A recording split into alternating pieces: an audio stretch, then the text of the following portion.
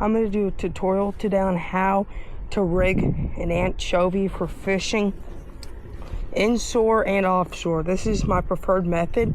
It lets the anchovy stay on super long. It works good for snapper and snook fishing. So you see, you start out by threading it through there. Then you stick the hook point back through there, thread it out. Make sure, try not to tear the skin. Then you pull the line tight, and then you see there, but it'll still be able to be easily pulled out. The next step is you get either magic or miracle thread.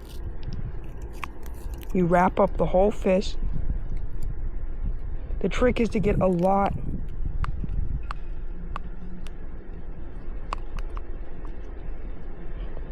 under the tail so the hook can't be pulled out.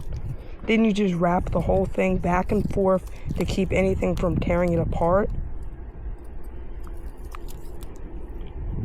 Then at the end, I like to do really tight wraps to kind of help keep the juices in so it doesn't.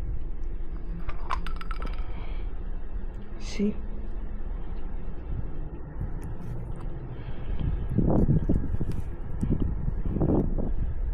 You make some more wraps that pull tightly.